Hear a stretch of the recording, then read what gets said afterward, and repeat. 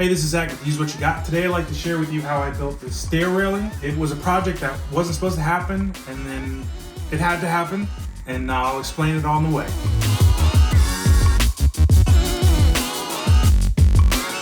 So before, there was no railing here, and we knew that after our son was born, we had to take care of the situation. So this was essentially our idea, and neither one of us have ever built a railing before, and to be honest with you, it was pretty challenging. So let's go back to the beginning. We started with a base of red oak wood. So the wood paneling that I put along the wall is red oak, and then the stair railing itself is red oak.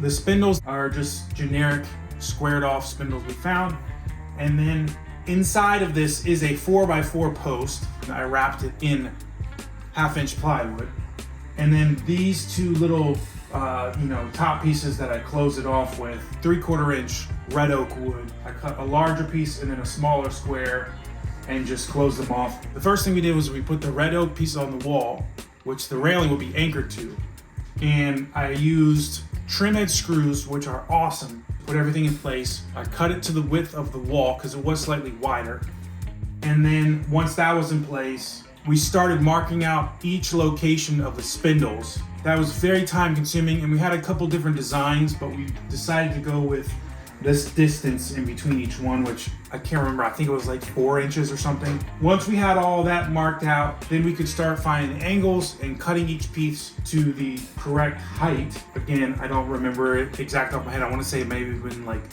was around 27 inches or something like that. You might be able to see the background. The other railing is different, but long term we want to rip up the runner going up the stairs, maybe paint the stairs, not sure yet, and then replace that railing with a similar one to this red oak one. We really like this. It's really nice. If you're wondering, this paint, which is called like limousine leather, Martina's right over there. It's the same paint we used on the accent wall around our living room and several other places in the house.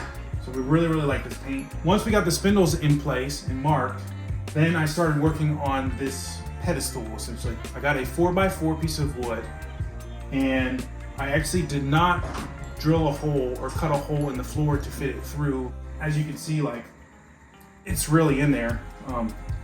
I was thinking about it. I think if I ran at this with full force and like put my shoulder to it, I could probably knock it out of place. But for the general day-to-day use and for my kids to be able to hold on to something when they're going up and down the stairs, it's perfectly strong. Once I had the 4x4 mounted, I bought, I think they were like 6-inch like big screws. I put through that into the wood on the bottom of the stairs in the wall, and then of course I mounted the 1/2-inch plywood, just cut 4 pieces. I did butt joints. I did use the trim head screws for these as well. I put the caps on just to kind of give it some sort of finished look. And then honestly, I think one of the hardest things was getting not only the angle right on the cut of the stair railing, getting it in place at the right angle going up the stairs. And I think for all of those of you who may watch this who have done something like this in the past, once I had it in place, it was not perfect. And of course the screws kind of closed in each gap. But I think the screws actually pulled this way slightly. So this is very close to plumb, but it's slightly off. But in the grand scheme of things, as a DIYer and someone who has never done this before, I would say I'm pretty happy with the results. Is it perfect? No.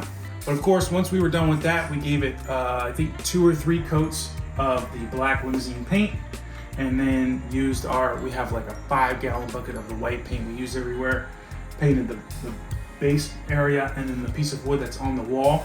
Of course, the paint was very time consuming, painting around each individual spindle and whatnot. If you have any questions, please leave them down in the comments about what I did. If I did something wrong, go ahead and leave them because you probably will anyways.